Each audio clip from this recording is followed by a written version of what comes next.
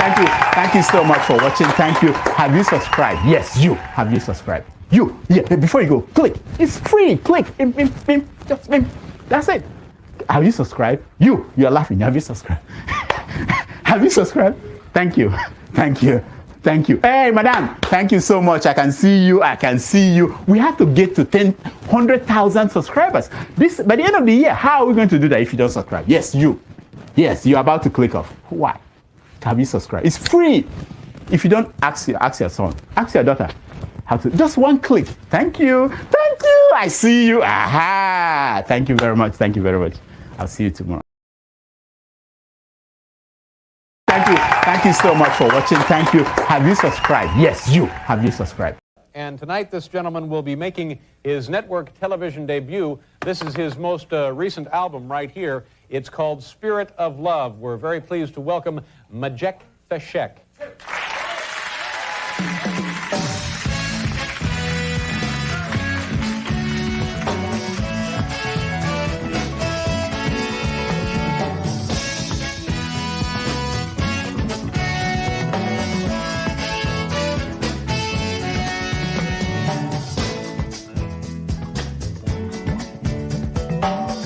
Arise from your sleep, Africa.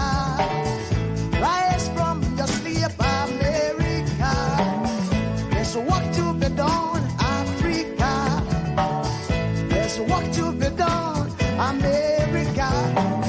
But if we unite, we will be free. So long, too long, so long, too long.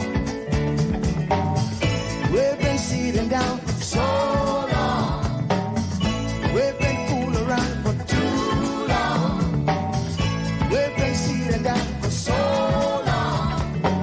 I and I've been fooling around for too long. So long, so long, too long, too long, so long, for too long, too long. Hey.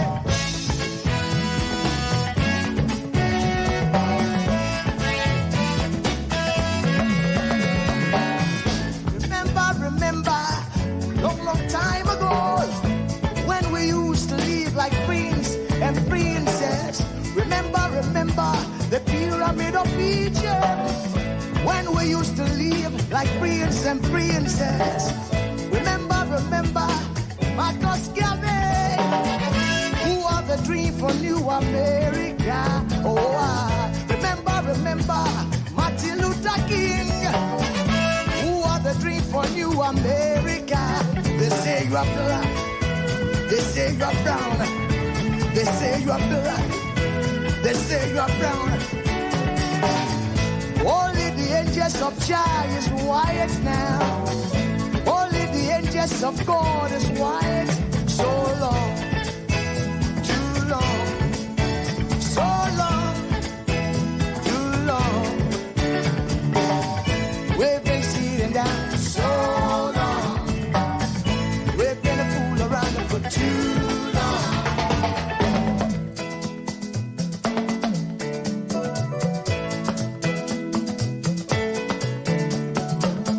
Arise from your sleep, Africa. Arise from your sleep, America. There's work to be done, Africa. So much work to be done, America. But if we unite, hey, we will be free. So long, too long, so long, too long. Pressing down for so long.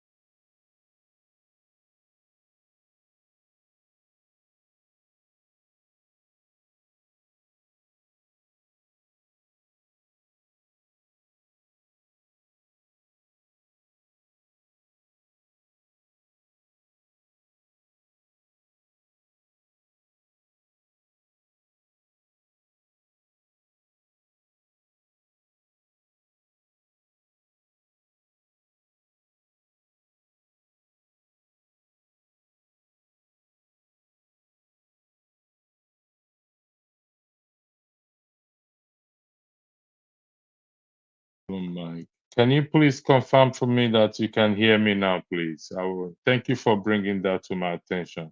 For those of you watching, can you confirm that you can hear me? Hello, please, if you don't mind. Can you confirm that you can hear me now? Is there sound now, please? Hello? Well, you still cannot hear me? I can't hear you now. Okay, thank you, Chibuz Agro. Thank you for that. It's 12 minutes into it, so I practically have been talking to myself. Thank you very much, those of you in the comment section. I didn't realize that the sound was actually cut off from the settings, so my apologies for that. So I'm gonna go back all over again and start.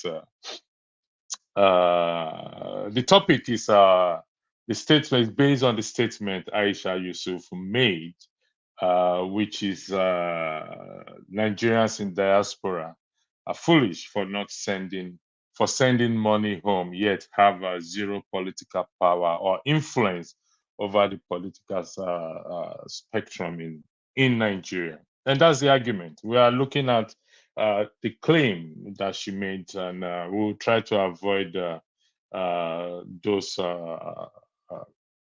So the question is before us is if those in diaspora stop sending money home, how will it change or affect the political spectrum or the political space in Nigeria? Google search gives about approximately 1 million Nigerians in diaspora that are home. Not every one of them send, but for argument's sake, 1 million Nigerians in diaspora send money to 1 million Nigerians back at home or more. But for argument's sake, I want to push the figure to 5 million. Just for argument's sake. I push the figures to 5 million. So 5 million Nigerians in diaspora sending money home. Should they stop? How will this change affect the political spectrum in Nigeria? Will these 5 million in Nigeria rise up when they don't get this money and say, you know what? We need to now take Nigerian matters seriously. Like I said before this issue of volume, most of us should understand that this money are sent to friends, to families and friends, and not to governments. Again, it sends to family and friends and not to government. Some to business, those that have business in Nigeria, they send this money there. If they stop sending this money, will Nigerians rise up and start to challenge their leaders and hold them accountable? That is the argument that we're going to have this afternoon. Now, the phrase foolish is defined. I highlighted it earlier, which is here the quality of being unwise, stupid, or not showing good judgment. It sounds offensive in this regard, but let's try to not take offense in this, that sending money home to families and friends is not showing good judgment. Prior to this, I ponder on it. The issues in Nigeria, we have issues of insecurity, we have issues of poverty, we have issues of employment, we have absence of electricity. If all these issues have not challenged Nigerians or the 5 million people that we send money to, is it when this action is taken of stop sending money, we challenge Nigerians to rise up, the 5 million. The country is approximated to be, the population of the country is approximated to be 220 million. So this 5 million, yes, they can change the the political space if they want to. But is it because of that money they will change it? This is where she should, hopefully, opportunity will be given to her to provide clarification as to that. If she was in diaspora, would she say hold the same position? I doubt it if she's going to hold the same position. If she has an aged parent and she has brothers and sisters in the country, she has a husband and a child in the country who are dependent on her, would she hold the same position? And we must not forget that the issue of voting, or those in diaspora not being allowed to vote, didn't start today. It started, it's been there from time memorial. And she has participated in election campaigning and hasn't taken this matter up with any legislators to say, listen, those in diaspora should be allowed to vote, should be allowed to go to the consulate, Nigerian consulate in abroad, and and cast their vote. This was not done by her, or has she gone to her own constituency to say these people must be allowed to vote? During the 2023 election, a lot of diaspora sent money to our principal, Peter Obi. Why was the money not rejected? Why did the principal not rise up to say, you know what? No, we want you guys to vote, not your money. So these are the issues.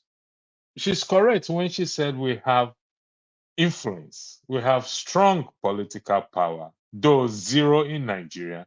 We can influence things. I've said this before that those in diaspora, we sit in a privileged position at this very moment. And the one way we can influence things is by what? By media campaigning, by pushing on media campaign, sensitizing the Nigerians back at home. So if we can push for this, then it will go a long way to help issues. But to stop sending money back to families and friends, in my opinion, I don't think that will ever work. We can push them to say, listen, it's time you start to invoke Section 68 and Section 110 of the Constitution. In yesterday's broadcast, Sid did highlight, other panelists did highlight that ordinary citizens can write a petition or can request or can make for an amendment of a bill or of the Constitution or electoral law. But is it by not sending money home that will change this? And we can give it a try. There's nothing beat a failure but a try, as they always say. And like I said, I hope she will one day provide clarification in this regard as to what she meant, because a lot of people took it personal and will challenge her at a certain point. At a certain point, she will demand, I mean, the next election is coming, then they will call on person diaspora as well to contribute to what? To their campaign. So if the money is sent to families or is being asked, we stop sending money to families and friends. Should we send money to people's desire or ambition, political ambition? Because money is money. It has to be across board. It has to be practiced across board, not just not to send money to family and friends. I'm going to stop sending money to any political person who says, "Oh, your money will go a long way to help to change things." No, allow me to vote. But this money is not being sent to the government. Maybe she failed to realize that. It's sent to family. Yes, government get the banks takes their own charges or whatever it takes, but it's sent to individuals who need it. A few days ago, they said some 100 Nigerians, I mean, young ladies above 18, will be given out in marriage to what to alleviate poverty. So you can see the foolishness that we practice there. How can giving people out into marriage alleviate poverty? You can see the thinking we operate in. So if this is the thinking we operate in, when are we ever going to get it right? Then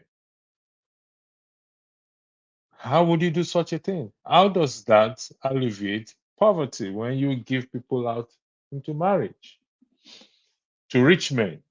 You're selling them off. That is not marriage. That is what? That is another form of slave trade within our own circle that we practice. So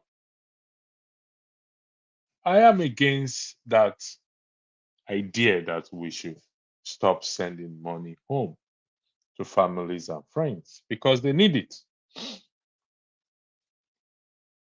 Your aged mother, your aged father, your sisters and brothers who are there, they all need it.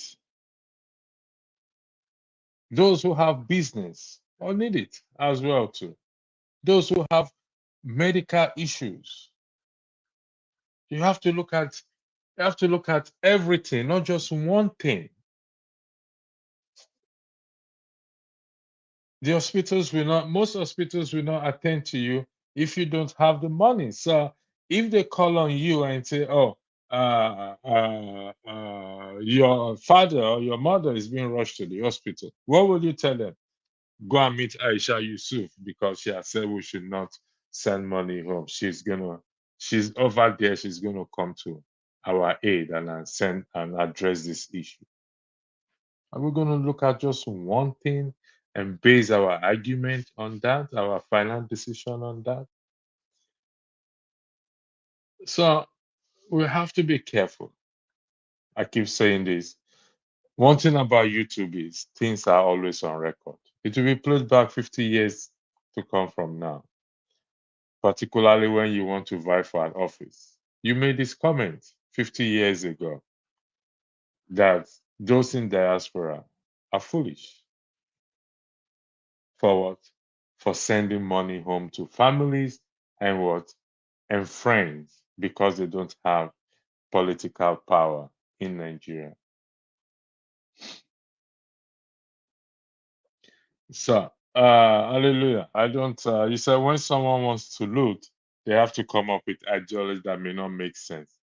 They just want to loot. Well, the issue is not about looting right now, even though the point you made is taken on board. The issue is this, which I think I will appreciate if you can comment on, is it? Are diaspora foolish for sending money home to friends and family just because we are not, it's not in the constitution for those Nigerians in diaspora to vote? That is the issue here now. It's not that we are not being allowed to vote. It's not enshrined in either the constitution or the electoral law. So should we push for it? The answer is yes. It's good to push for it. But should we stop sending money home as a form of how do you call it, protest? Should we stop sending money home as a form of protest that those in diaspora should be allowed to vote? That is the issue. So if this protest, let's say we take up this protest to stop sending money home, will it change anything? And I did highlight some facts there. We have unemployment rate is high, the roads are bad, no electricity. This has not triggered any kind of form of revolution within Nigeria there. So This 5 million approximately is less than Google search says about 1 to 2 million Nigerians and diaspora. So if we stop sending, then will it help anything? You respond and say, we are talking about the billions to be spent in marriage. It is a ludicrous move. This educates me, please, because really, sure, they covered this topic yesterday, but I was not chance to watch it. Who is responsible for sponsoring this marriage? Who is paying for it? Is it government initiative or the Muslim community initiative? I don't know. I've not listened to it. I think the video is here. I'll probably play the video in line with this. You said send. So I don't know what you mean by that. Who is responsible? Who is financing this marriage, this so-called project? Is it those in diaspora sponsoring it, or the government, the states, or the Muslim community that is sponsoring this marriage to alleviate poverty? And how can this alleviate poverty? I really don't understand the sort of mentality we have. So the protest is not to send money home. Yesterday also, some in the comment section were saying that we should hold the current government accountable rather than talking about 2027. And I keep wondering, how can we do that? How can the ordinary citizen on the road right now hold the present government accountable, either on a state level or federal level? How can we hold that government accountable? So the government is the one spending the money. Thank you for that, hallelujah. Well, that will not come as a surprise if it's the government spending money. And if that's the case, then you are right. It's another way of what of wanting to loot the money. But this money that is going to be spent on them getting I'm going to play the video. Maybe I will understand better. Let me play the video. The video is here. I asked my brother show not to delete it. So let's play the video. Let's see. It's on Channels News. I think this is a video. School, both school, those that have finished secondary school, they could enter an open university while they're doing their businesses. Or we get a job for them and while they're doing their business, when they're going to school. Then those that have not finished secondary school, we go back to school, finish secondary school, and the same thing will be applicable to them. Going for open university to open university and equally having something to do. Like this POS, those that have finished secondary school that are above 18, we could allow them to start earning money while they are going to school. Are you leaving them in that community, or you are bringing them out of the community? That is what Emir said he will get back to me in a few days. Okay. So that we will know how to get these people together and have a talk, how to partner. But the important thing is that we agreed on that day to partner. The speaker, he was quite nice when he came to my office. Minister, this perhaps are taking your attention. Yes. And there are those who will wonder that. But the case is not yet withdrawn. Okay. I want to make that clear. How do I withdraw case in a day? Well, before I even withdraw the case, we have to go back to court and then tell the court that we have settled. We are withdrawing the case. Are you understanding? Oh, you're not withdrawing. How can I go and withdraw? We're still trying to organize ourselves on how to partner well and get these problems sorted out. At the expiration, because the injunction will expire, if it's, I don't know which court we went to now. High court. If it's High Court, Federal High Court, isn't it? Maybe that's about 14 days or thereabout. 14 days. 14 days for the Federal High Court. For the State High Court is 7 days. So it will expire in 2 weeks or in another week. In another week, yes. So what happens afterwards? I filed a motion ex parte. I equally filed motion on notice. Why did I do that? Before I met with my brothers and we decided to make peace. I filed it because when motion ex parte, by the time motion ex parte will expire, by that time, they must have gotten their 7 days to file their response. But if I didn't get the motion expertise, the wedding could go on before they will be able to file. And the whole thing must have been overtaken by event. So you are really ready. Your hands are on the plow on this one, and you're not taking your eyes off. Yes, but like I said, we discussed peace. We dialogued. But we agreed that the wedding will not go on, and that we all will come together, empower these children, make a lot of inquiries concerning their ages, which I am even ready to go for bone marrow test, if need be. Then whoever are the people they will bring that are the girls, we will make sure they agreed, of which I will want to have a one-on-one discussion. I'm going to play this video for the second time again. I should have. There is, looking at it from a legal point of view, please permit me again to play it again. Thank you very much. Both school, those that have finished secondary school, they could enter an open university while they're doing their businesses. Or we get a job for them, and while they're doing their business, when they're going to school. Then those that have not finished secondary school, we go back to school, finish secondary school, and the same thing will be applicable to them. Going for open university to open university and equally having something to do. Like this POS. All right. I think I get where she's coming from now. And I think where she's coming from actually makes sense.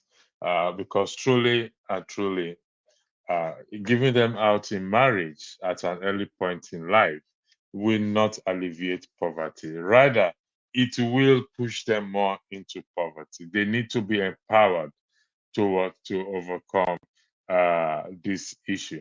Now, Soji, thank you for joining. Hallelujah, you said send money, but create a job with it. Don't give it free. Either you send them to schools to keep it clean or to the community to keep it clean. Then you send the money as a payment. Yes, you can do that, but how about to your parents? Do you stop sending money to your parents? Let's assume you have aged parents. Do you stop sending money to your parents? What about your brothers and sisters who are in school and cannot afford to pay the school fees? Do you stop sending money to them? Please, if you don't mind, could you answer that question for me, please?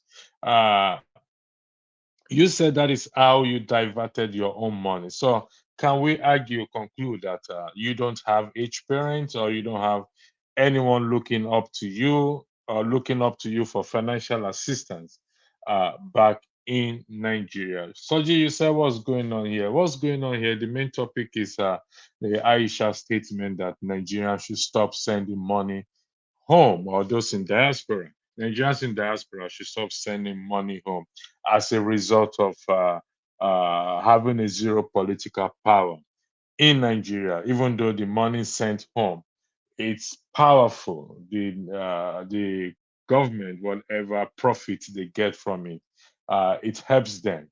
And if we stop sending this money, maybe it will change. It will trigger this revolution, the people's revolution against the government. But my argument is this: if I put it right, is that if the absence of electricity, the bad roads, the unemployment, the poor healthcare system, and the whatever you can think of it, if it has not gingered Nigerians uh, to rise up, and what how would this how will stopping sending money home to approximately 2 million Nigerians, from 2 million Nigerians in diaspora to 2 million, let's say it's the same figure, to 2 million Nigerians in Nigeria, how will it help the political space in Nigeria?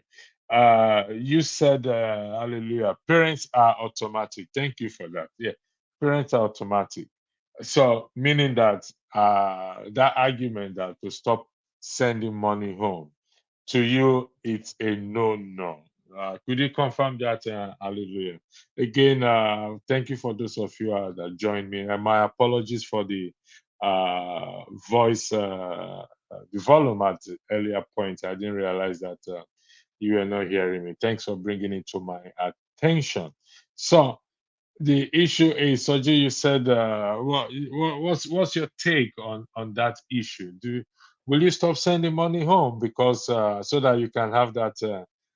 Will it make any difference if you stop sending money home? That question to you, Soji.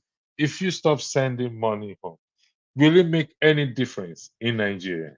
If you can answer that question, please do answer that question for me. So that is what she said. But the Peter Obi campaign that she supported, she campaigned for, accepted money from those in diaspora. It was not an issue then. This money was not an issue then. It was needed then. The diasporans were not foolish then, or were not considered as foolish. Were not considered as foolish then. But now, the diasporans are considered as foolish because only God knows because of why.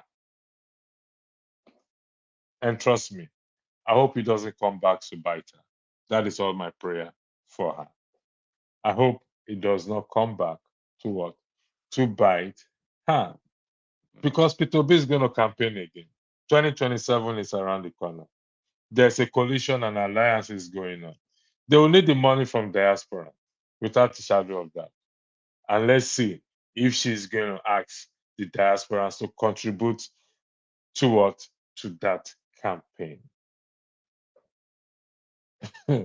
If she will ask the diasporans to contribute to what? To that campaign. Thank you, Hallelujah, for your response. So please drop in your comment or your position in respect to this argument. Should Nigerians in diaspora stop sending money to families and friends in Nigeria?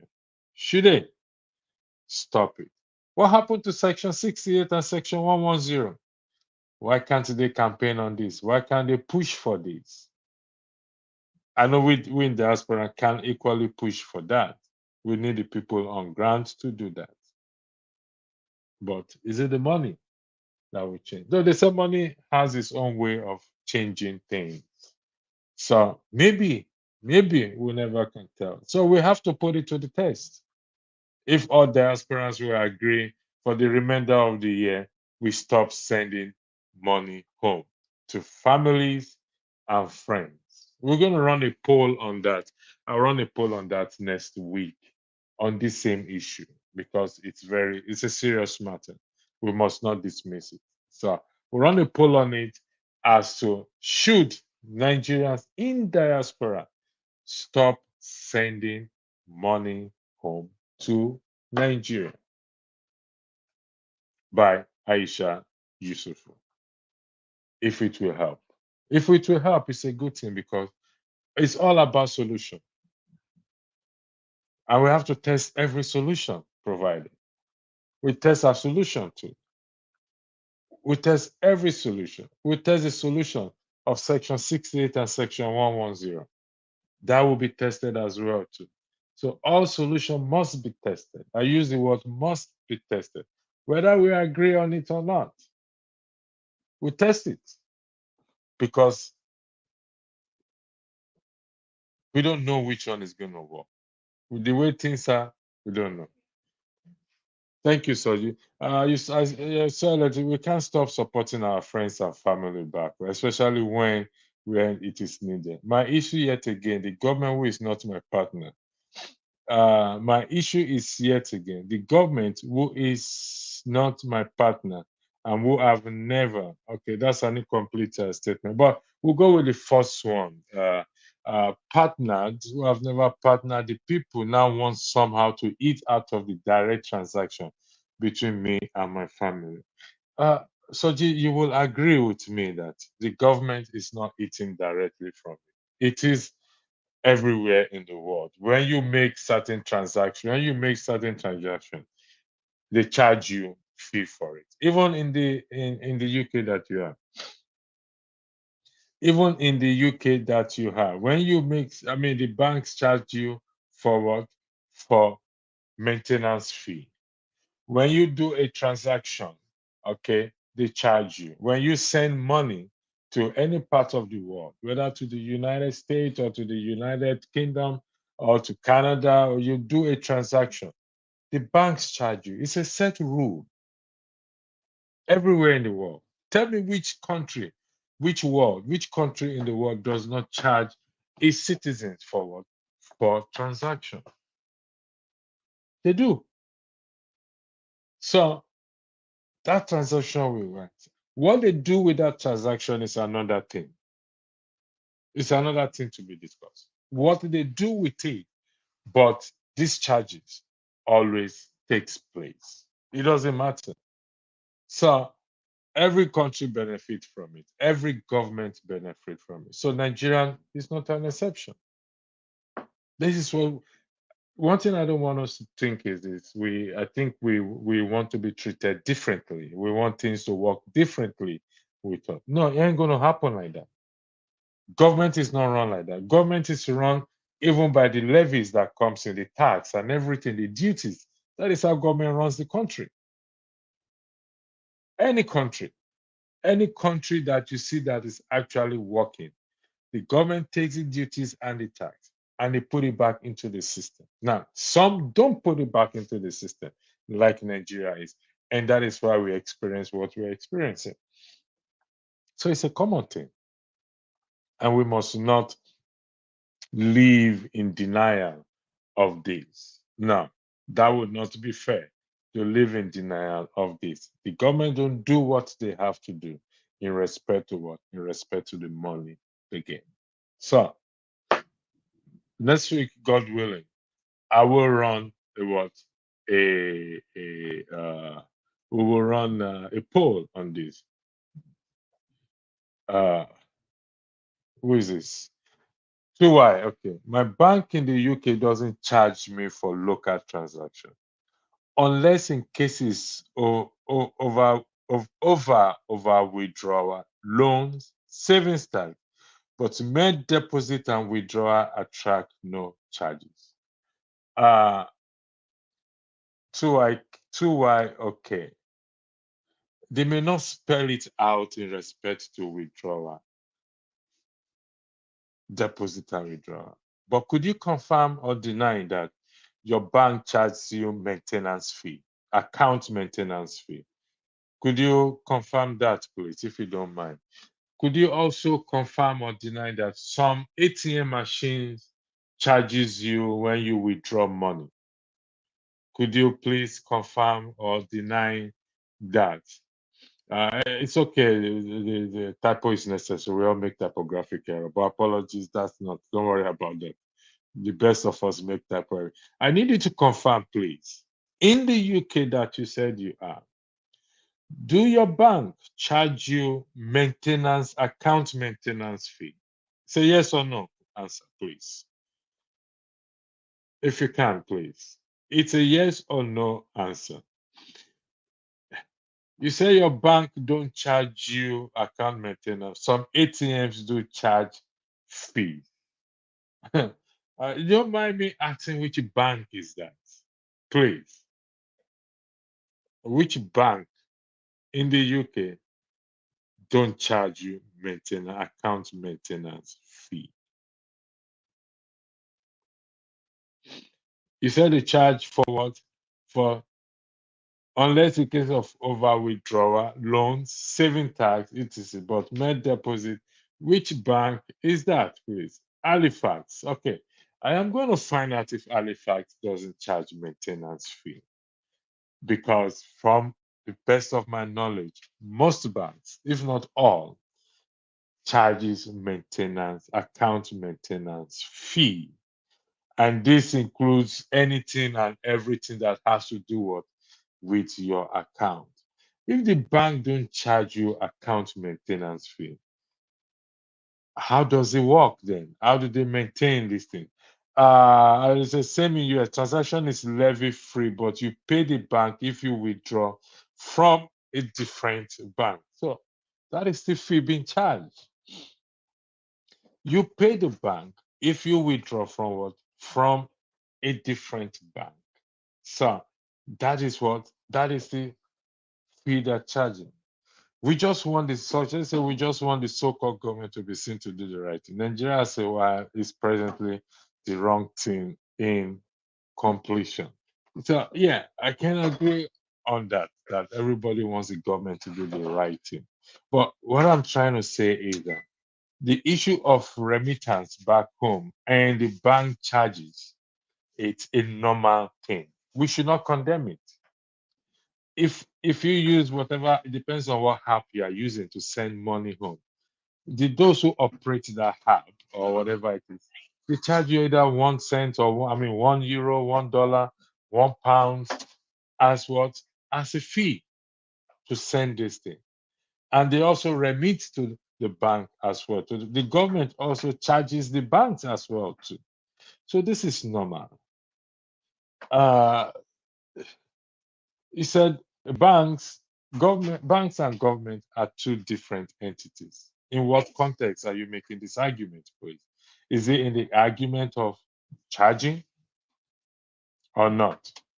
In what context are you making this argument, Soji? You said banks and government are two different entities. In what context? In the context of money? If it's in the context of duties and tax, the bank and the government are not different because the banks pay the government duties as well too. That's money. In what context, Soji, are you making this argument? So in what context?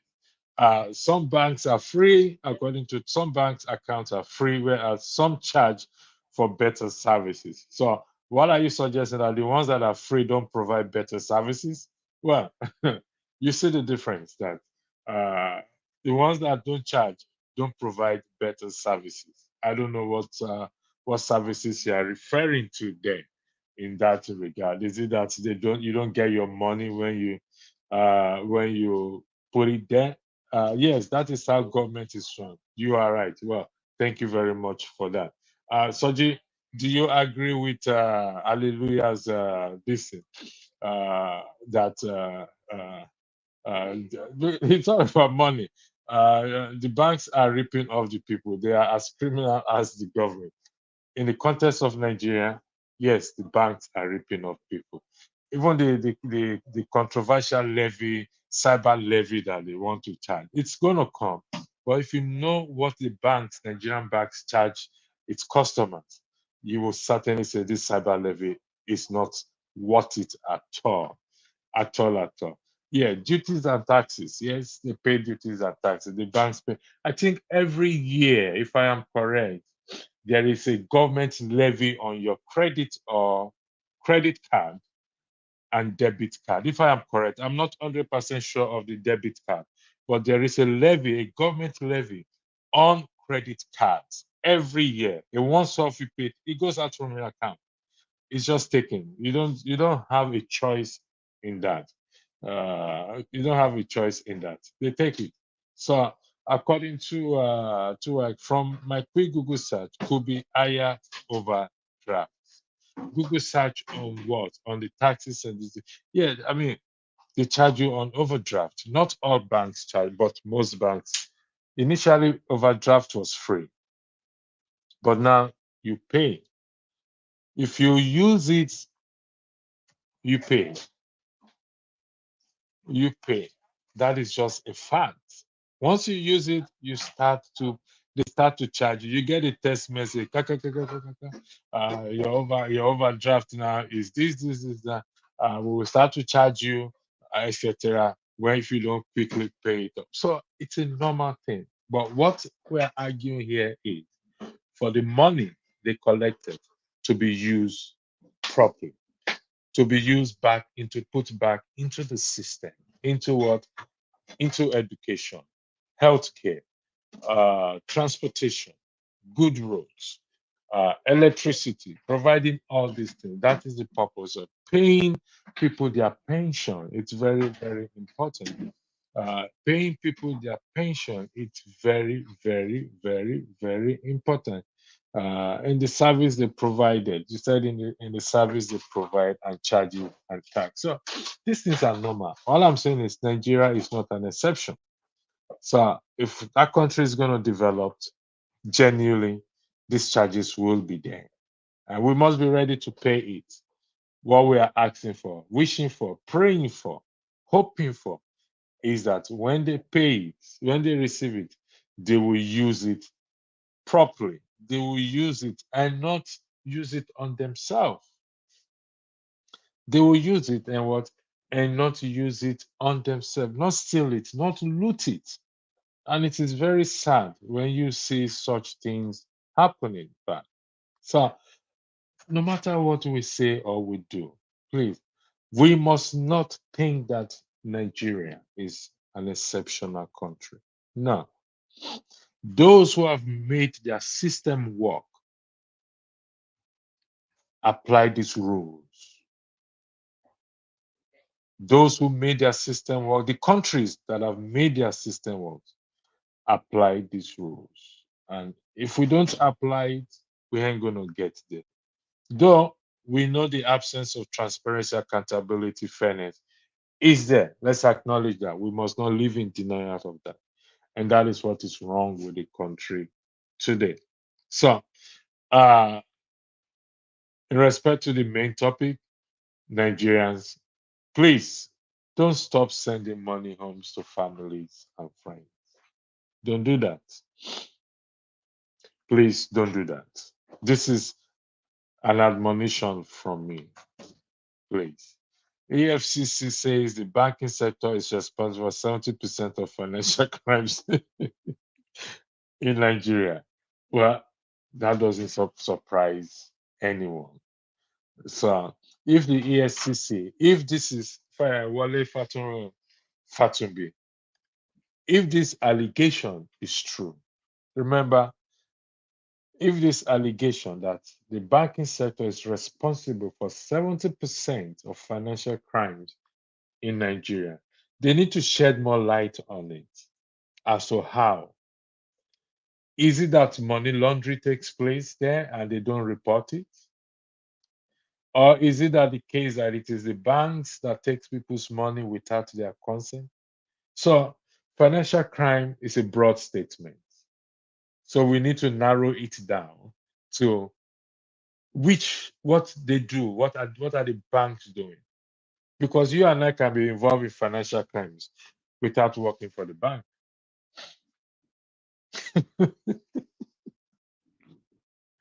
Even the EFCC are criminals. I want to be.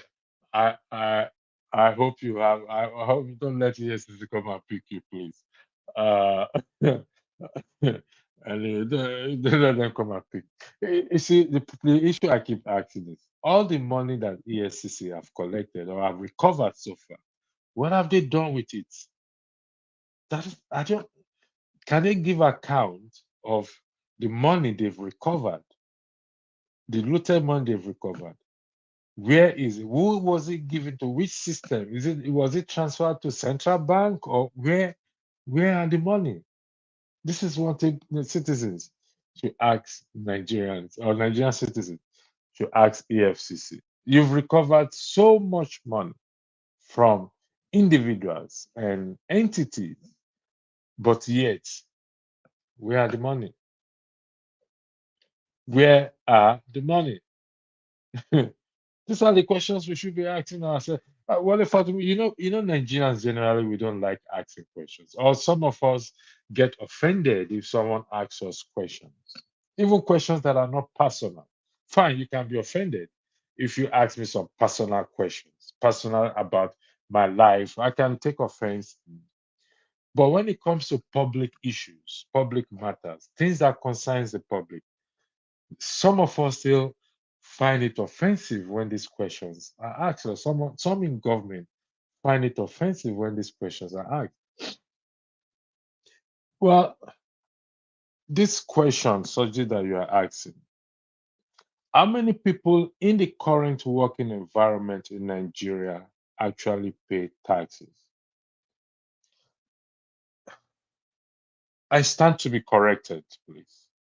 From my understanding, income tax is deducted automatically. From my understanding, income tax is what are deducted automatically from the wages. That is, so if you're coming in, you can please just turn on your camera, please. Then I'll bring you on the platform. You ask the question: how many in the current working environment they actually pay taxes? Working environment, income tax, corporation tax are two different things. They are all tax. Income tax, I believe, in the UK, like you are in the UK, it's deducted automatically from your wages. From your wages. You don't have a choice in that. You don't have a choice in it. And I think this is applicable in Nigeria. I think I have my pay slip back in Nigeria. I still have one of my pay slip back in Nigeria dating over 20 years ago. And I think tax was deducted, income tax was deducted from me. So if somebody can educate me on that or educate us on that in respect to income tax deduction in Nigeria, is this deducted automatically by the employee to the remitted to the government, or it's individual that pays responsibility? I don't think it's individual's responsibility, because if you leave that income tax to individuals to do it, guaranteed nobody will pay it in Nigeria. Now, the question will now be, when the employee deduct this from your wages, do they remit it to the government or to the relevant authority that they are supposed to pay this money to? Corporation tax. I think that is a responsibility of corporate entities to do that, because they to declare their profit and whatever they are due to pay in respect to that. Do all pay that? That is one thing, another argument that we are going to will have. So I don't know. For those of you who are sitting, I can't Google it because it's going to take a bit of my time, or the pause will be too long in the distance. So, but let me see if I can. Income tax payment in Nigeria. Income tax payment in Nigeria. So, who is responsible for this income tax payment in Nigeria? So, it's not giving me anything about Nigeria here. Depends. How can you calculate pay in Nigeria? In Nigeria, you can calculate pay based on the amount an individual earns. The pay rate progresses from 7% if your annual income is less than 300,000 naira to 24% if your annual income is more than 20,000 of unemployment taxable in the year. How is it paid? How is income tax paid in Nigeria? It is paid to the jurisdiction of the State Inland Revenue Service in the payer state of residence. Individuals who are in employment pay their taxes, which are deducted from their income through a system called pay as you earn. So, as you can see, Soji, as you can hear that, this income tax is what is deducted. So, the question you are asking, how many people in the current working current environments in Nigeria actually pay taxes? So, if they are working, they are paying taxes. Is automatically deducted from Google search. Is automatically deducted by what? By their employer. Individuals who are in employment pay their taxes, which are deducted from their income through a system called pay as you earn. This word is familiar to you, Soji. So that is the answer to your question. The next question is the percentage. The percentage is those who work pay, but we don't know if their employer remits this to what? To the inland revenue. That is another different game thing entirely. So there's a lot of work to be done to sensitize the system, to clean up the system. So if these things are done properly, we'll get to where we are going. But the question, and I want to put out a question here, a question that people has been asking. So if you can answer this question for me. I think Ferreira and some other people put this question yesterday during the broadcast. We are busying ourselves talking about 2027 rather than holding this current government accountable. So the question is, how can we hold this government, current government, accountable? I think it's better you put your comment in the comment section so that others can read it now, not in the private. Okay, you have it here. You said, I put it to you, sir, that not more than 10% of the working population in Nigeria actually pay tax. Okay. May I ask you where you got your information from? Where this allegation you are making, sorry for using the word allegation, is it scientifically based? Do you have any evidence to support this allegation? Sir, I need you. Yeah, you said it is an estimated. You must be based your estimation on something. What do you base it on? What do you base this your estimation on? I'd like to know what you base this your estimation on. It's very important.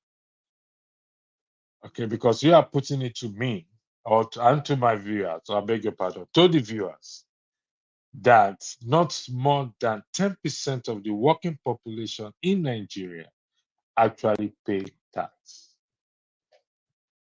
That's a lot of figures you are putting out there. Not more than 10%. So what do you base, or what are you basing your argument on? So in your response, however, I base this on those who I know directly working and doing business in Nigeria and don't pay. See, there are two different things here, Soji. Don't let us mix it up. We are talking about those employed, working and earning salary. Those doing business is a different ball game entirely. I can agree with you that some that are doing business don't pay tax. It is up to them to declare their profits and declare so that the government can tax them accordingly. But the issue you raise first is based on income tax. Those who are working. Let me highlight it again, just for us not to get it mixed up. We must not get it mixed up. Let me see where you raise this issue up. You said how many people in the current working environment in Nigeria actually pay tax? And I think I asked for clarification. In the current working environment, actually pay tax. And you said that I put it to you that not more than 10% of working population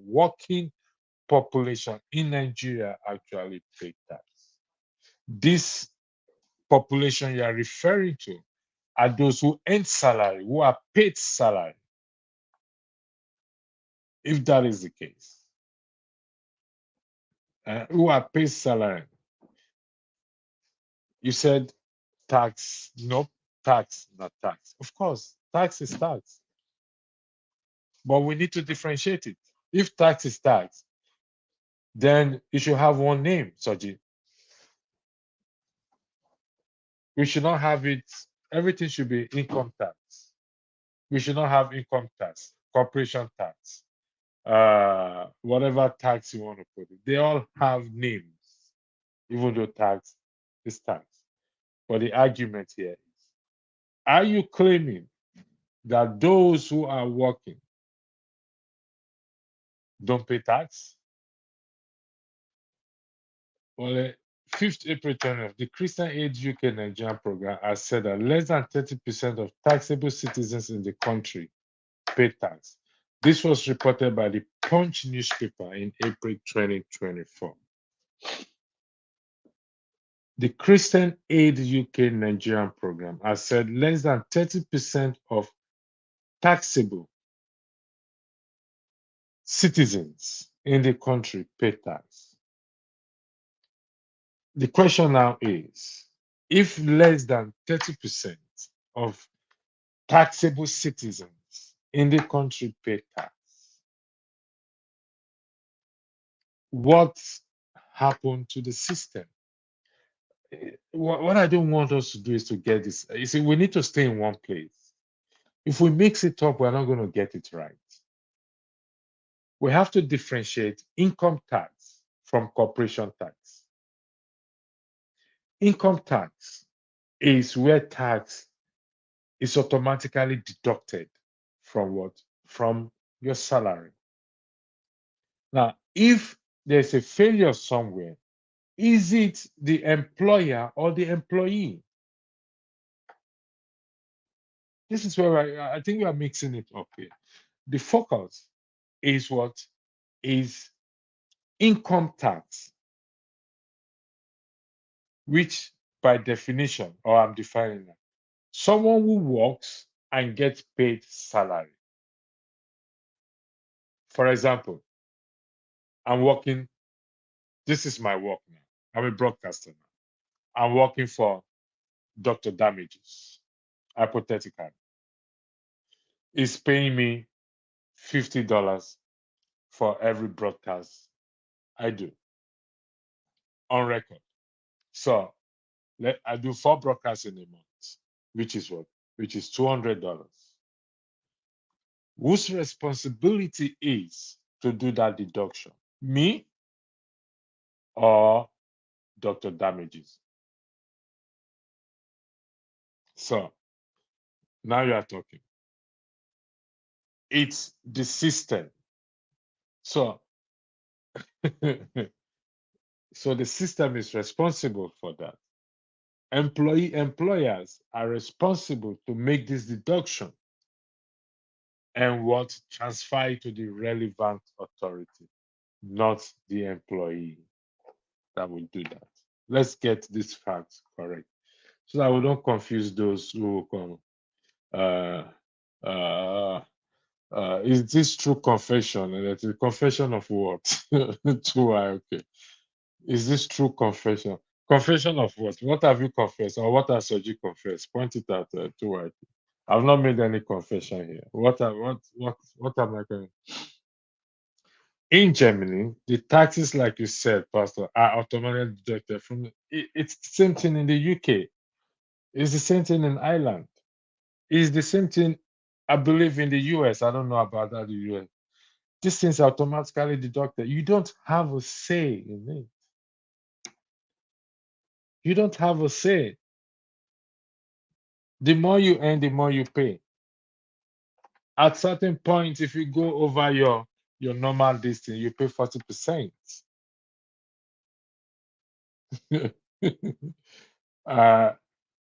Thank God that, like I said, this thing is recorded. I know it's a joke anyway.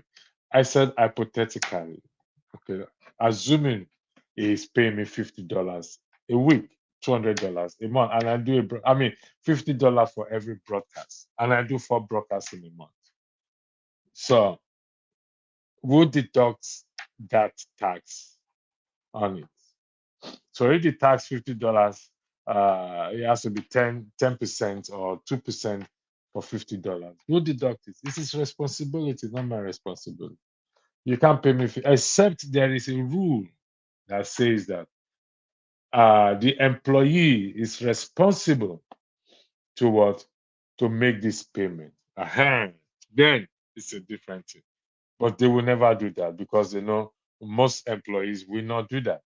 So it is the employer's responsibility to make this deduction prior to paying that salary.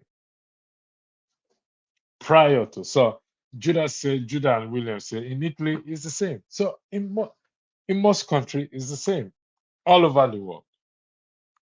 But why Nigerians want to be an exceptional country is what I don't understand. And we want to get things right, and we want to be exceptional. I ain't gonna work. That's just the truth. So, thank you for those comments. Going forward, I would like to put this out there now, given to certain things that is going on. In most broadcasts now, there will be or the one I'm moderating, there'll be zero tolerance to verbal abuse. So I'll put it there in every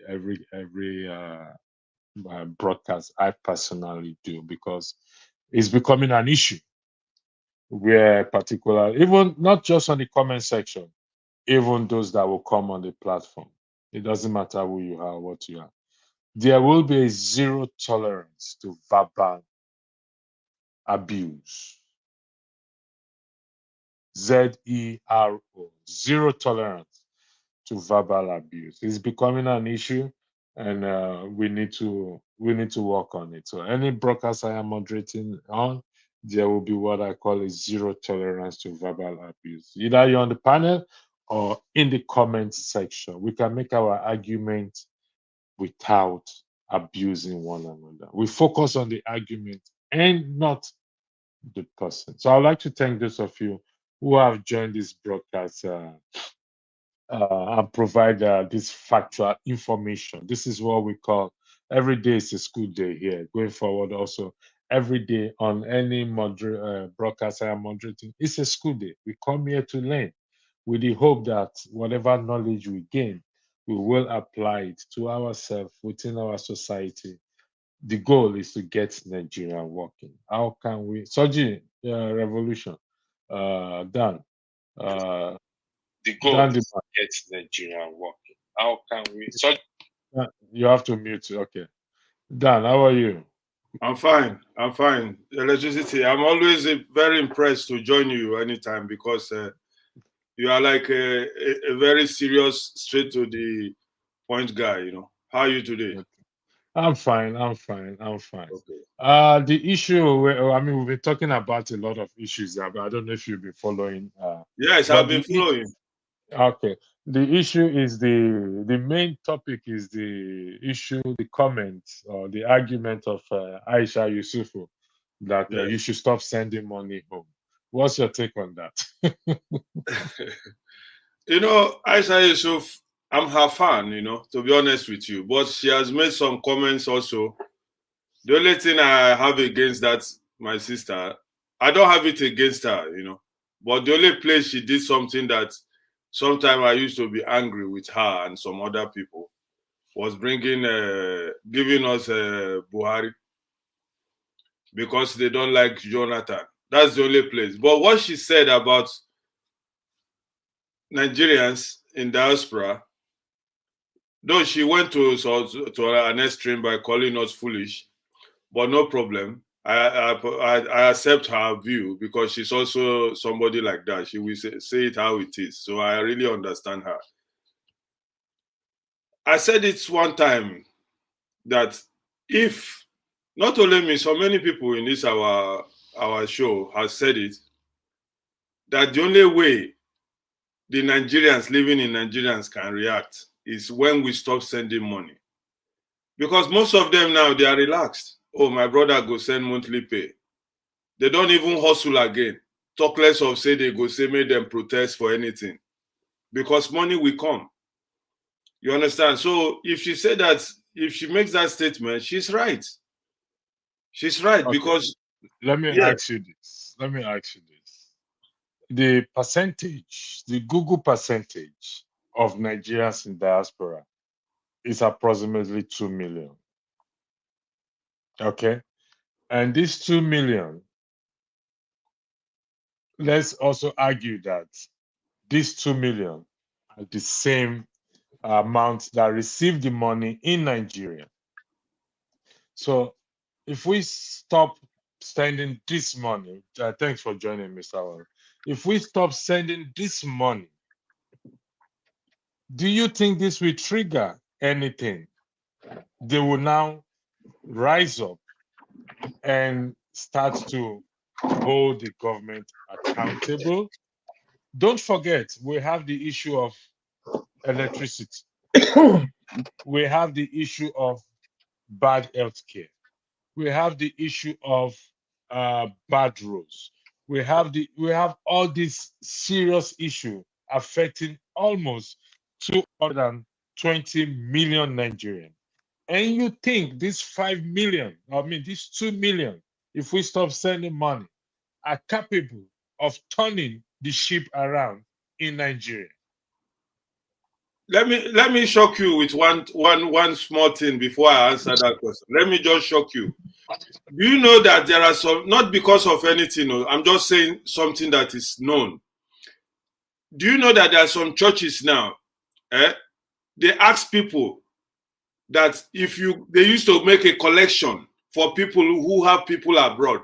Have you heard of that? Some churches, they say this collection now are for people who have people abroad to come and. No, I've not heard that. That is a breaking news to me.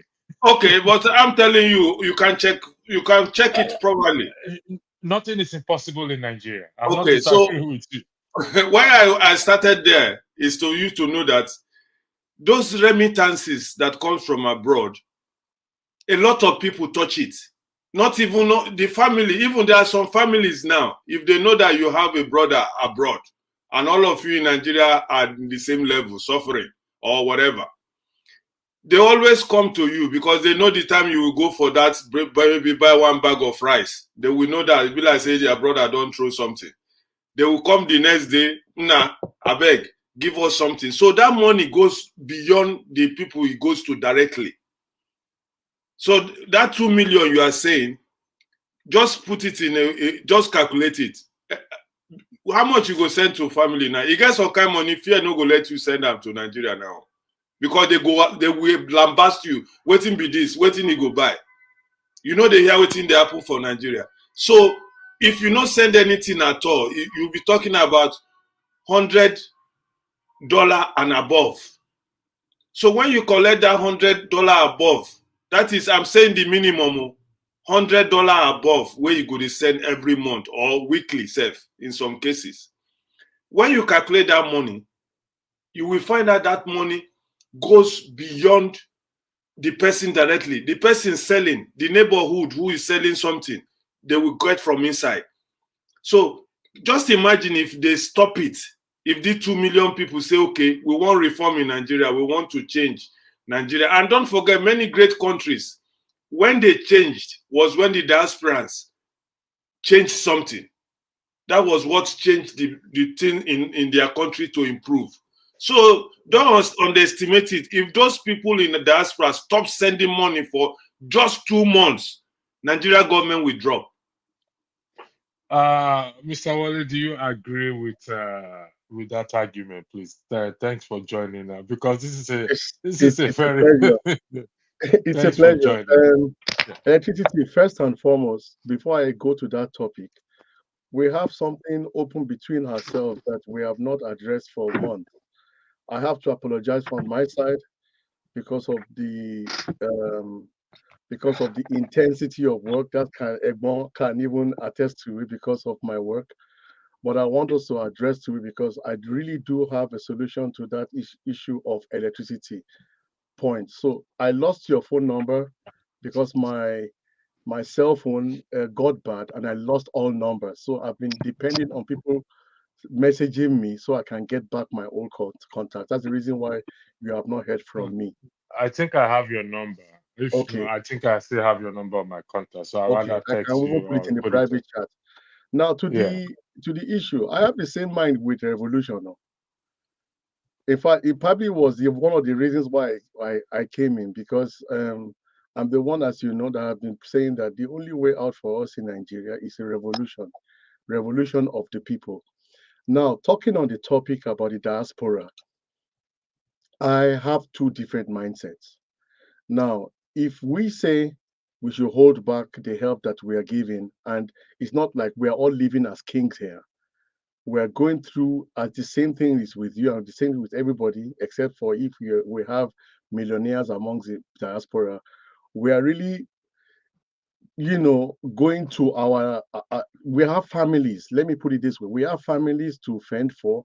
We have different payments that we have to make here, and the little change that we have is not like little change that we send home. I'll give you a good example. Send money to someone, and I knew how I had to scratch the money together to send it to the person. And within the space of 2 weeks, this is money I already calculated in my mind should last him for months, even for the next 6 months. And he's telling me, bro, I have to give offering. I have to pay my tithe. you know, you know, you know, I was ordained. I was ordained by Pastor late Archbishop Ide Benson Idahosa. So they will not come and start preaching the Bible new to me. But for people like that, it got to even to a point that one was telling me, but now the wealth of the Gentiles are made. I said, you're not calling me a Gentile. The wealth of the Gentiles are laid up for the righteous. I was so angry that he asked me for months and months and months, and I was not sending anything, even if I could put money together to send. There were sometimes I had to even take loans for our people just because I know what they are going through. And what our sister is saying should not be misunderstood. Aisha, what she's saying should not be misunderstood. It's not like she's saying that we are stupid, or what she's trying to say is that, wait a minute. The only way Nigerians will probably wake up is when it really, really gets bad for them. The government is not helping them, and the other avenue which they have been taking for granted is closed. Then they now decide, okay, we have to do something. Since money is not coming from the diaspora. But like Revolution said, if we should try it, hell, nah, if we should try it, many will die. It is the truth. It is the truth. The money from the diaspora is helping Do you Nigerians. think Yes, it's sir. going to trigger a kind of a revolution whereby the people now will now start to hold the government accountable? Because why she said it, she said, because we have zero power, but we have power, we are not using it. So if this money is withheld back, it will push the people to what? To now go after the government to say, no, fix the country. Do you think that is possible? Well, it is possible, but people will suffer.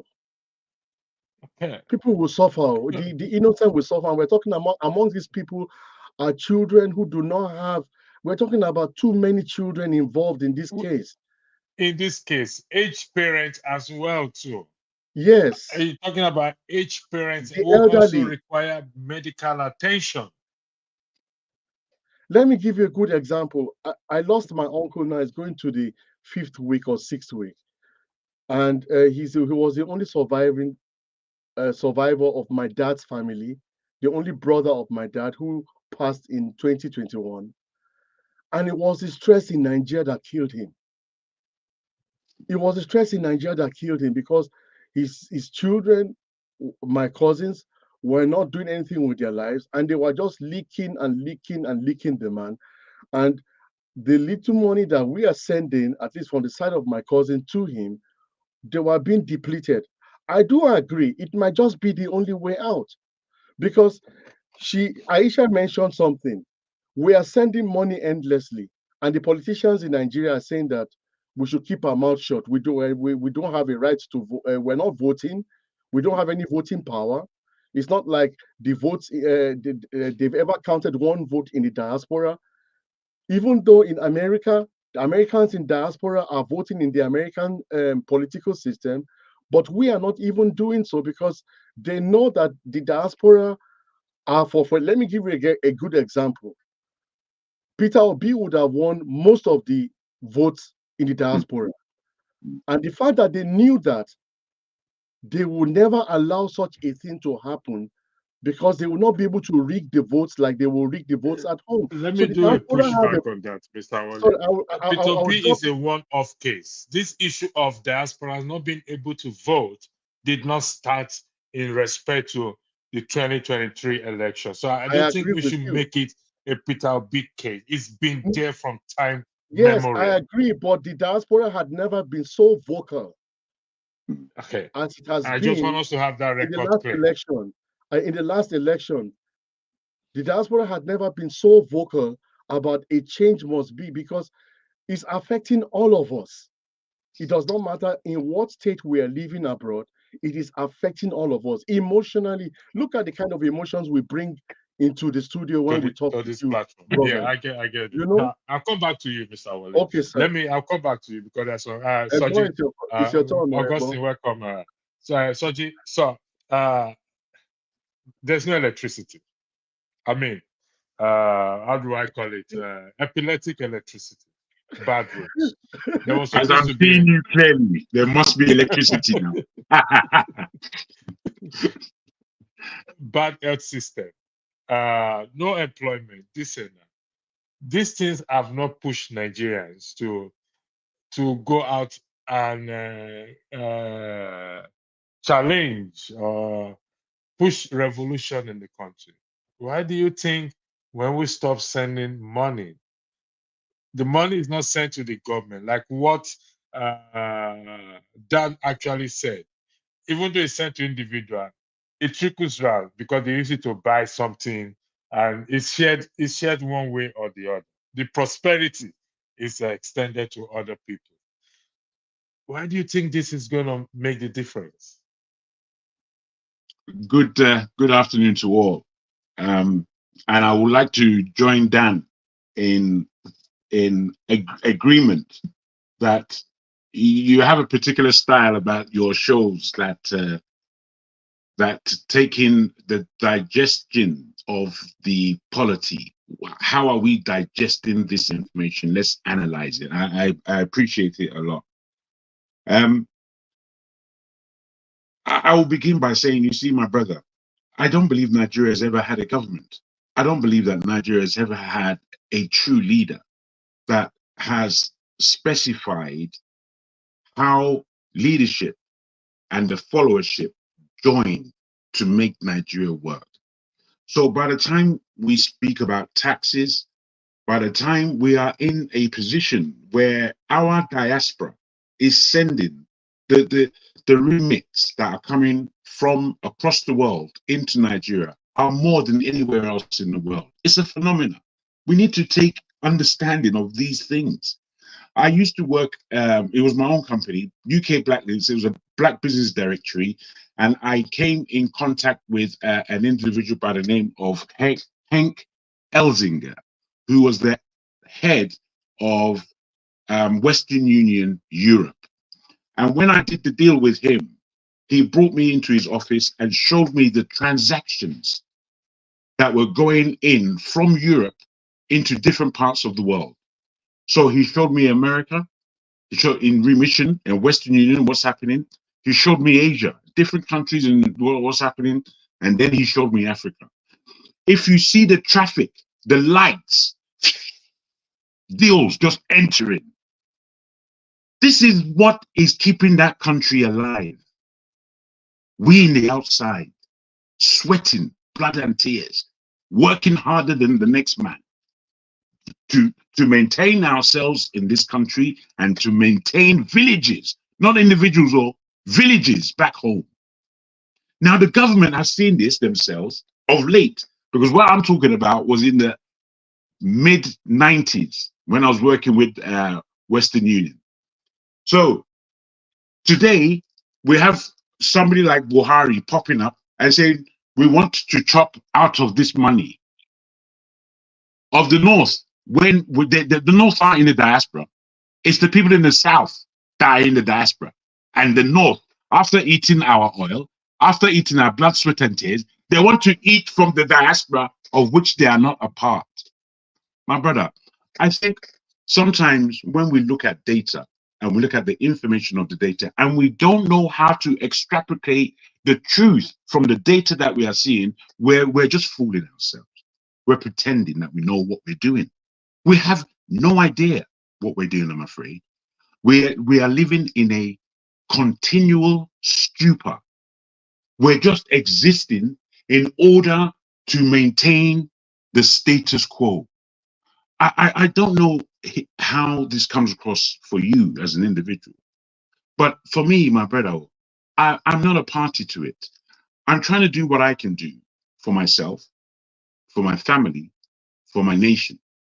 However, I'm going to enjoy this life regardless. And what I mean by that is I'm not putting every problem on my head and talking nonsense with the rest of my Nigerians to say how we're going to do it when none of us are behaving in a particular way that is solving any problem. So, in answer to your question, after that initial point, I'm putting to you that Nigeria has not begun, and we have to put that almost as a revolutionary point, that we haven't begun in this country. We haven't. And what's going on is maintaining the hogwash imbalance of the Western polity in an African nation. And all our leaders have been licking the ass, excuse me, for if that's a bit too far, have been licking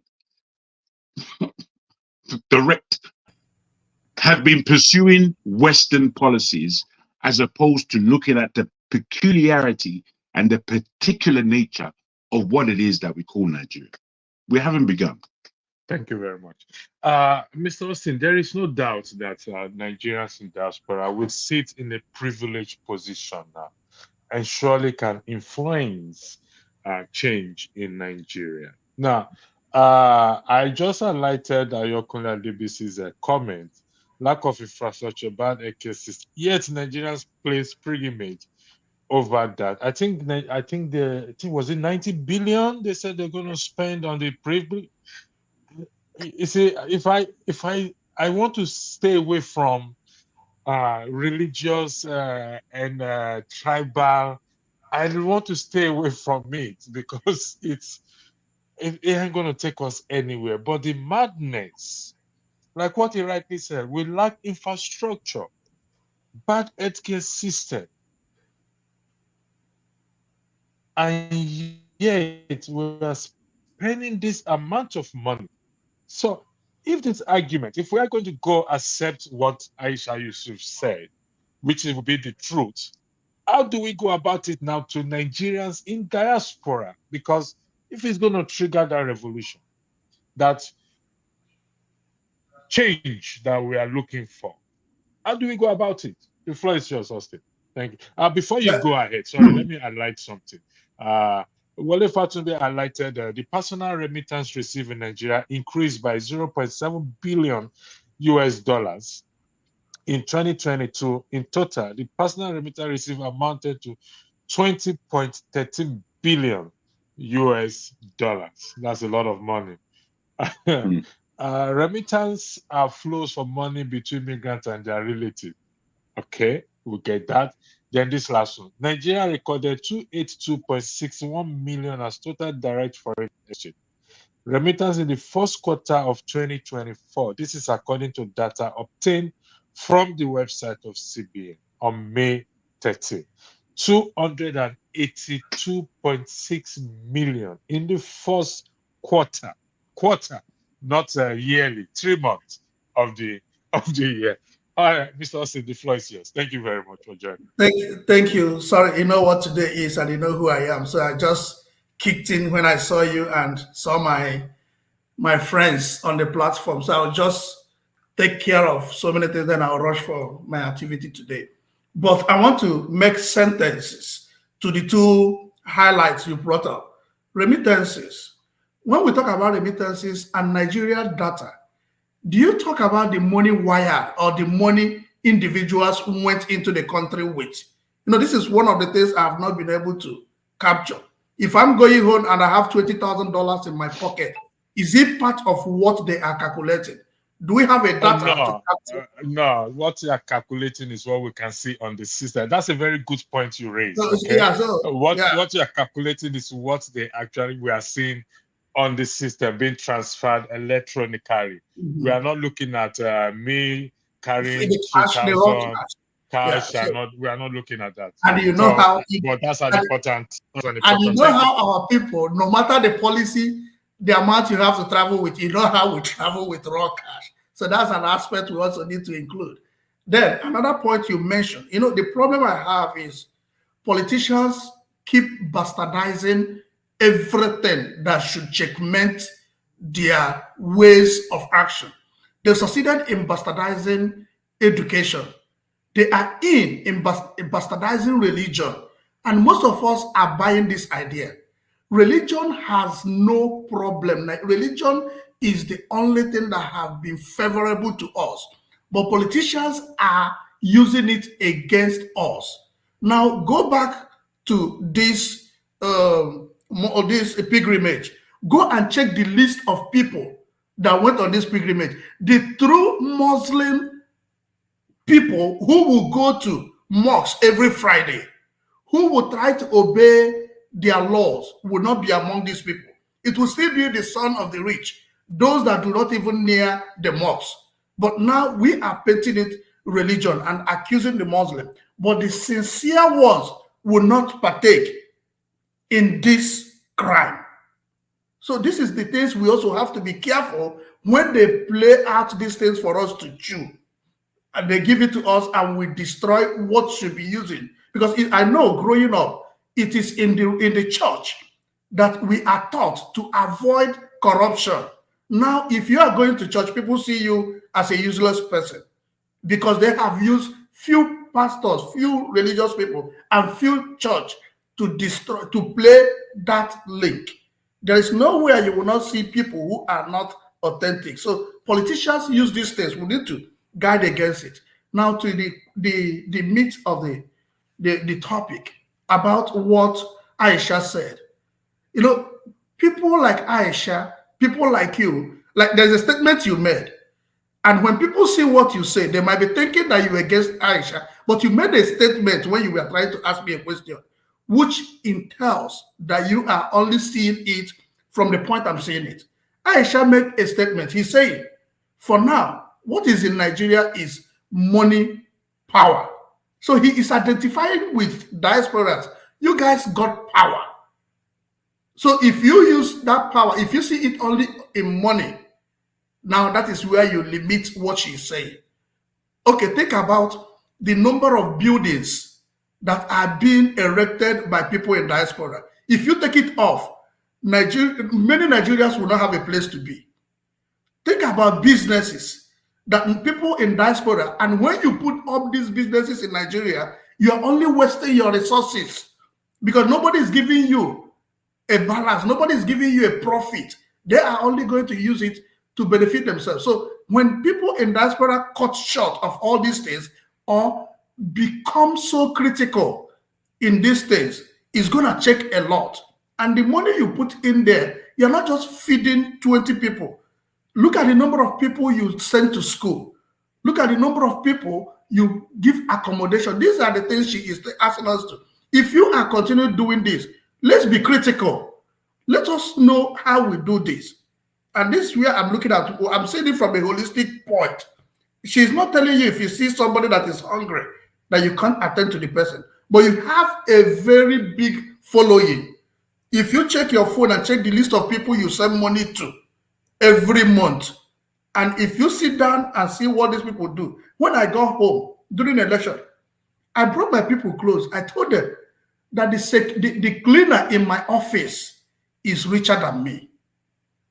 The person that distributes food on the hallway, they are richer than me, but their salary is not close to mine. But because they don't have any money to send, they don't have anybody to send money to. They don't have any bill. They don't have the money you send to Nigeria. If you send it in America, if you're filing tax, you know how much you will get. Because these things are called charity. And you should be able to get it back while you are filing tax. And that brings me to the point of tax. When people are giving you analysis of people that are paying tax in Nigeria, we should also know that there is a threshold. How many companies in Nigeria pay up to 35? We say minimum wage is 35. So if you're paying anybody less than 35,000, the person is not supposed to pay tax. At the end of the tax year, the person is supposed to have money from the government to balance the person's need. So there are so many people that are not even supposed to be paying tax in that country. Government is supposed to be giving them money. Because how many companies pay people up to 35,000? These are the questions we ask. Check all the schools. How much do they pay their teachers? Thank you, Mr. Austin. Okay, I'm going to swing this thing around now. So I will start with Dan, then we'll go to Wale, then Soji, then I'm going to swing it around. The topic is, oh, foolish Nigerians in diaspora who have bewitched you not to obey the truth. Now, I took that topic from Galatians, the book of Galatians, where Paul addressed the Galatians, oh, you foolish Galatians, who have bewitched you not to obey the truth. So let's argue that what Aisha said is the truth. Now, like I said, she's not being insultive to anyone, but how practicable that will be to bring about the change, the desired change we want in that country. So here is it, that how do we push for this? For diasporans to stop sending money home. If that is the truth, we are arguing that that is the truth, I beg your pardon. How do we push for this? Because irrespective, let's look at it this way. You're sending money to your family, okay? You don't know what they are doing with it most of the time. For food, for clothing, for health, for anything. Yes, like what Austin said, or what somebody said, we don't get profit from it. They don't remit anything back to us. We send to them. So how do we implement this truth? How do we do that? Electricity, or let me call you Andrew now that I know your name. Let me just tell you something. You see, Nigeria, don't forget we are a society that we don't have a common goal. We are so divided in our thinking, in our mind, in our belief, in our religion, in whatever thing we do. As we are talking about this now, there are some people who say, we'll be telling you, that is what some people will just be telling us right now. What are these people talking? My mama will do this for me. I've been my brother will go and finish university. So that is the reason why we say, that's why I after checking, me and my man, before I say something, I don't check tire, I don't calculate, I don't listen, I don't see many people before I come out and say, the only solution to Nigeria is what Shore holds. And I agree with him. Revolution, and not revolution, no, now. So that the things, because Nigerians don't agree. Dan, hold on. This thing, we're arguing that it's going to trigger revolution if we stop. Okay. How do we go about to implement this thing? Yeah, I'm just laying a foundation that it will not be possible. Lay the foundation very well. Yeah, it will be possible because of different ideas. And this is why these politicians are really eating us deep and nothing is happening. We will not agree. When this what the point is well said. To change Nigeria, to bring us to that revolution, we have to stop sending money so that the politicians will break. But when you put it out to Nigerians in diaspora, out of 100% of Nigerian diaspora, maybe only 5% will agree. The rest will not agree on different grounds. They will give you different of their own personal excuse. Because when you say, how can it happen? For me, it's a dream, and we are in a dream for it to happen. Because Nigerians will never change anything, even for 1 month. Just tell them, let's stop for just 2 months and see. As there's people, if you force them, they will say, okay. The next day, they wire it to their people. So it's not going to happen anyway. Let me just don't waste people's time here. So another person might have a better an option. But for me, it can't happen. Okay, Mr. Wale, Dan said it can happen. So that means we are Anyway, back to square Dan, one. What Dan, do you think? Dan, Do you agree with that? I agree with everything my brother Dan said. Though. I agree with everything. You see, bro, you and I, you saw it also. Pastor Andrew, you saw it also. You went through the military regime. Most of the infrastructures built in Nigeria today, and most of the projects that the civilians have been chasing ever since they have been in power, we can go on the internet and we'll be tired of seeing yes, it was power tussle that made the whole military regimes a mess. I'm telling you, Nigeria needs iron hand. And that iron hand will never come through a democratical setup. Never. We are Africans. Democracy has not even worked in the oldest democracy. Was the election in America not rigged, the last election?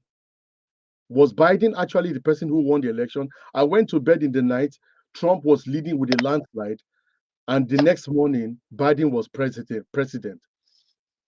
So we have to be really honest about what is actually going on.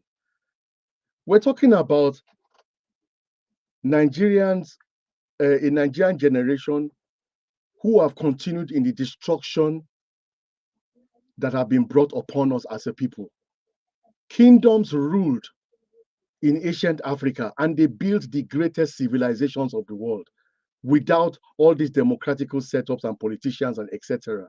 So I believe the revolution is a way, is the only way out. But not about stopping the money or the money flow from the diaspora to Nigeria, I will tell you I have mixed feelings, because we don't want our people to suffer, but sometimes we have to sacrifice something for this revolution.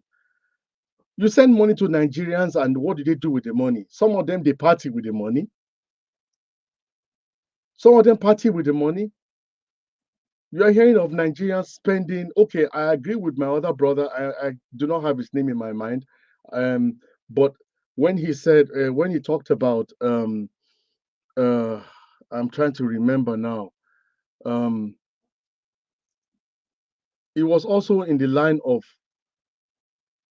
not blaming religion, if I'm right, of not putting the blame on religion. But let me tell you something. In this time and age, most Africans, not most Africans, but many Africans are waking up to understand the destruction religions have brought upon us as a people.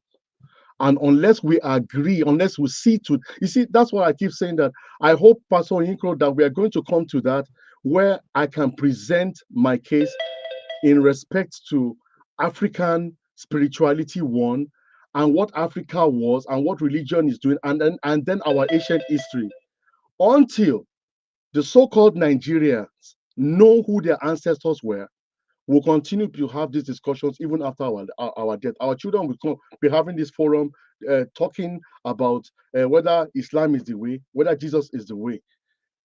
Okay. My last sentence, Africans, remember, built the greatest civilizations in the whole world without Christianity and without Islam. I'm done. All right, thank you. I will come back to you. I left something on the page deliberately on the system there. Soji, how do we implement this? Do you agree with Dan and Mr. Wale that it is not possible? I have a lot of agreement with both Dan and our brother Wale. However, it's the perspective. There's perspection, and then there's problem solving. When I look at Nigeria, I know it can work, and I know how important it is for Nigeria to work. I also know of the various and varying peoples that we have in the nation. Some people are completely different at opposite ends of the poles. Having said that, without operating some level of true federalism, the country would never work. Never, ever. You see, we complain a lot about tribalism. Neil, I don't follow those people complaining about that. I want to not swear, but I want to use harder language. I don't follow them. Those people that say that we shouldn't be who we are. If you don't want to be who you are, then you become whatever else you want to become. Me, as a Yoruba man, I stand as a Yoruba man. He who doesn't want to stand with their tribe and with their own history, let them. I don't know what I become a bit annoyed at this issue, because somebody would suggest that I'm a Nigerian before I'm who I was before Oyinbo people came. That person for me is completely and utterly lost. And they are our problem. You are our problem. Who says I should divorce myself from who I am to become an entity that I know nothing of? I don't follow you. I know, as Wale rightly said, we are people who have built real deep societies, and they come from our very innards. They don't come from all that we see in the outside, or they come from the very innards that we have in order to cause our tradition and our culture. Without this, you see, we are so weak in this world. We can't. Nigeria cannot be represented by somebody who calls themselves singularly a Nigerian. I'm afraid it can't be. Who are you representing? Because most Nigerians don't agree with Nigeria. But however, if you tell a proper Igbo man to divorce himself from being that Igbo man, he will tell you to go straight to hell and make sure you stay there. And for me, I agreed with that position, because I really can't fathom how you can be a Nigerian without being the persons of your history. I don't know how you achieve that.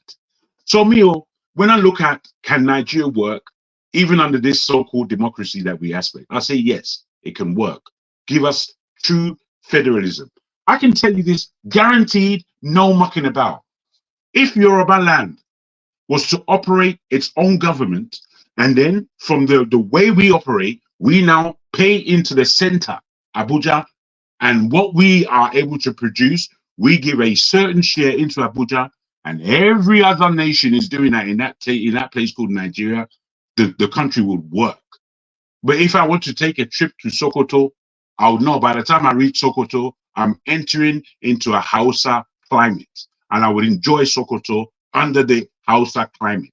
But if you are coming to Akure and you're coming to meet me where I am, and you're not entering into the Yoruba spirit, you can go far away, for want of a better expletive. You can go as far away as possible. So I put it to you people that don't know who you are and are ready to relinquish yourself to become one kind strange Oyumbo black person. Because the Nigerian is the most strange individual. If you really look at us as Nigerians, we are some strange type of people where there's no kind of people like us in the whole planet. We're strangers hell. And it needs to be admitted that we don't function as a normal functioning human being. We function in this aspect of, I don't even know the word to call it. All I'm putting to you, my brother, I know more and I understand more about being Yoruba than I understand about being a Nigerian. I want to pay into this Nigerian thing. I want to believe in this Nigerian project. Don't get me wrong. The powers that are in Igbo land, the powers that are in the whole of the Delta peoples, the power that is in the middle belt, the powers that are in the north, I want to engage with these people. Why? Because they're Africans. And if we make Nigeria work from the African cultures that we hold, my brother, the whole of Africa and the whole of black people is solved. The issue will be solved. Be who you are. Don't come in with me with this broken back, telling me that you're Nigerian and you have a broken back. Stand straight, my friend. Will you stand straight? I don't know why we muck around with flim-flam education, flim-flam utterances that make us seem as though we're intelligent and we're forward thinking. You're a dunce, a 10-stone dunce. if you tell me to be a Nigerian before I'm a Yoruba man. The Yoruba or Duduwa, who we are, is thousands of years old. This thing that turned up the other day, you're telling me to appreciate more than my brother. That's my position. I thank you. Thank you, Soji. I kind of thank you, Soji. Actually, it would be crazy for somebody to say, forget who you are and be somebody else. That is madness. Anyone who suggested that, you have to identify with you. Mr. Austin,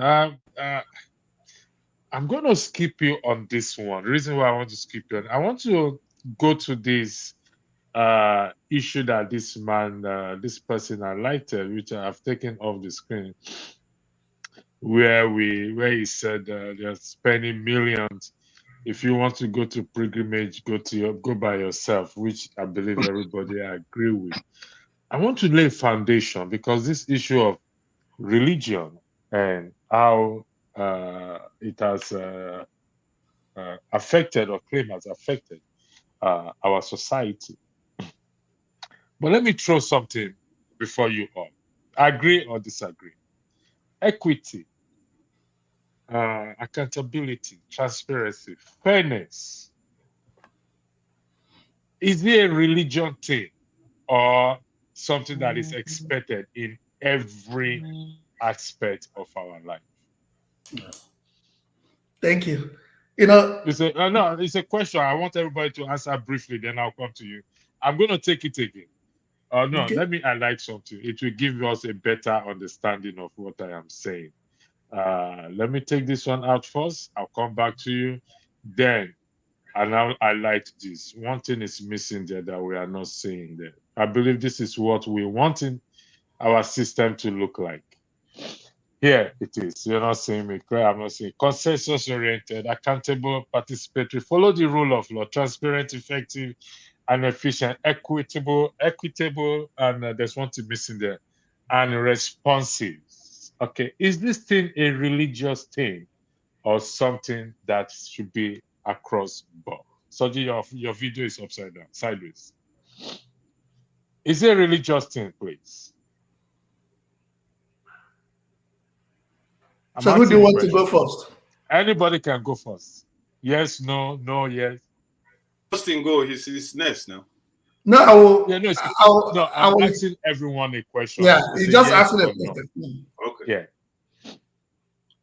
Well, okay. If you want, let me jump in first because I'm always very brief.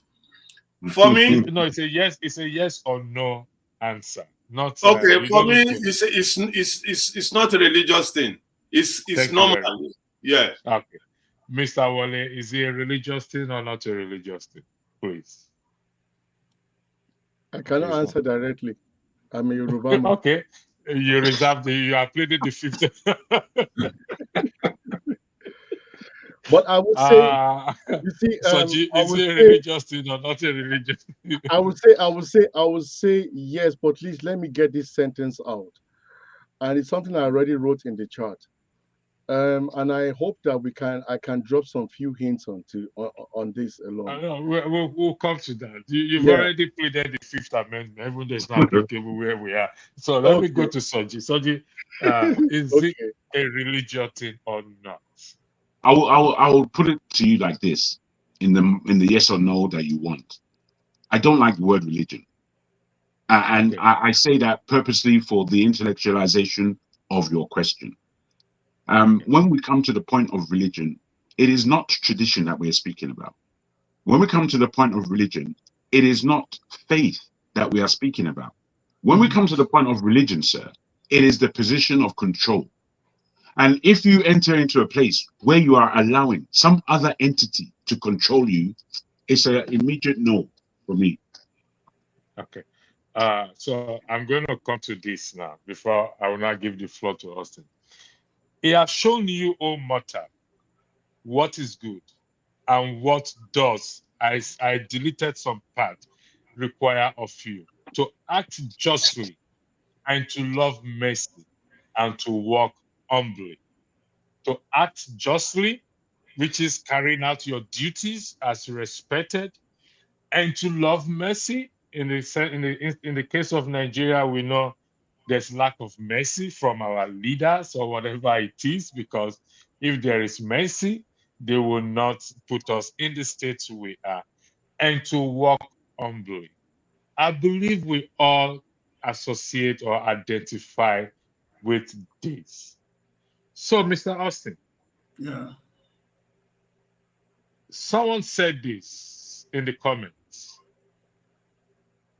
Religion is supposed to be our political, economical, nationalistic, and patriarchal vanguard.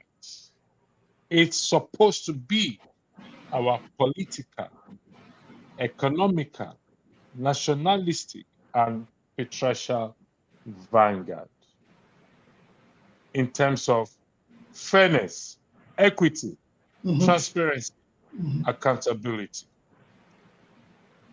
Is that the problem in our society, or that has caused problem in our society? I know Soji said he doesn't want to use the word religion. We acknowledge that. But is he the one responsible? We're laying the foundation because we're going to run a broadcast on this religion thing maybe next week. I'll bring Mr. Wale in. Everybody come with your encyclopedia and books and everything on religion that you have. Yeah, thank you. To be candid with you, that statement is a true or fact. But the problem, so the answer is, the question you asked, the answer is yes. So, but the problem we have is bastardization of the word. Now, people are telling you, stay away from religion. They are going to African traditional religion. I don't know anywhere else where these moralities are domiciled, if not in religion. Now, when you talk about religion, as a Yoruba person, you have a religion in that culture. When you talk about religion, so the only thing that extols me in the Western religion is not just the religion, but the education that came along with it. So the problem we have is the application of education. Education gives you the power to be articulate, to use your brain, to be able to bring something, not to the abstract, but to the here and now. What is my relationship with God has to reflect in my relationship with the society. But politicians are taking those actual tenets of religion away, and they keep showing us the other negativity of religion. That I am a priest, I am a Catholic priest, does not in any way give me the authority to walk down on you, on your own personality. But education will keep you to always be careful of what you believe and what you do, to always be originator of your own principles. And these are the things, and that's why I find it difficult to argue on religion, because there is nothing wrong with it. It is the use of it that and people keep using it in a wrong way. Within the course of history, they keep using it in the wrong way, but it has positive tenets. It gave me the opportunity to study philosophy. And what does philosophy give me? To be rational. And what can you do when you use your rational self in every decision you make? So, to go back to what we were discussing, I mean, Jagun, I've firmly believed and took your position. I can easily say insert your position to be my own position. That as a country, there is nothing wrong in being whom you are. I am a proud Igbo man. And what makes Igbo man proud? When you identify me as an Igbo man, I will welcome you no matter where you come from. Nice. For me, an Igbo man, to go to Yoruba land and say, hey, I'm a Nigerian, this is my property, you have to vacate. It also, it is insulting. And for somebody like a Yoruba man say, hey, I'm a Nigerian, get away from your yard, it's insulting. The thing that politicians have failed, they know the truth. They know that through federalism, will put them out of the board.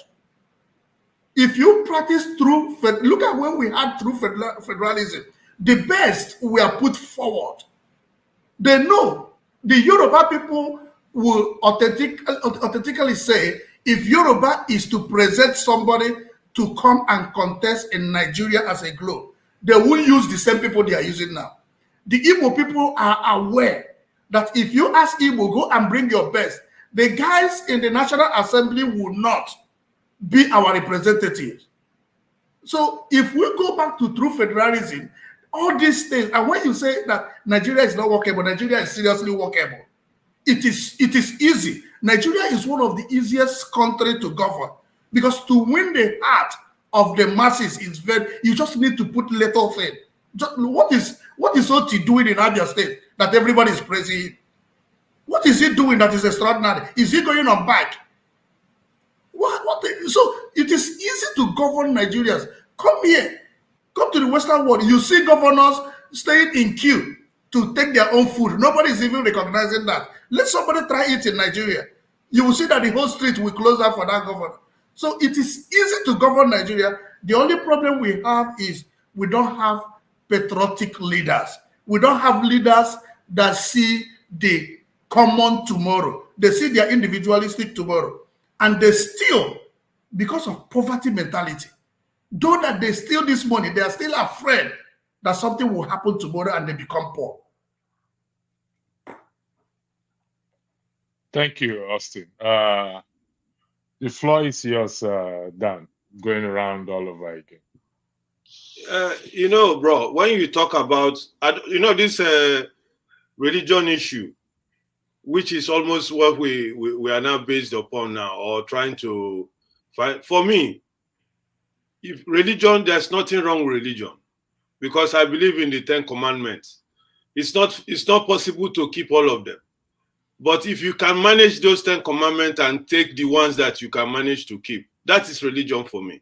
Sorry, Dan, sorry. Let me just ask you a question. We've had this is personal. If you feel, you can just ignore it or you talk about it. Your dada, does it have anything to do with religion? Yes, to some people, yes. Good. So that's the point. That's the point I want you to understand. So it's not religion from abstract mindset. That's the point about religion. Thank you. Okay. So when we talk about religion, like I was trying to say, that 10 Commandments, when we talk about, I'm a Christian, we want to talk about religion now. For me, I cannot remember the last time I went to church. I left there very angry, because the guy who we came to, the man, the pastor that day, was only talking about money. I was waiting to, when is he going to read the sermon? I didn't hear the sermon. It was one money problem, donate this, the church want to do that, pay as you can get. I hope you, please pass the tithe paper. That was what I had almost. And I got angry. Even the sermon, let him repeat one sermon that I used to know. I didn't hear it. So for me, when we talk about this, our Nigeria, because we are all here because of what is happening in Nigeria, the system of what religious people are doing to Nigeria is like they work hand in hand with the politicians. Because when the politicians makes us angry, instead of us to rise up, the religious man will tell you, keep praying, it will be better. And they will make sure that their people will not oppose that government.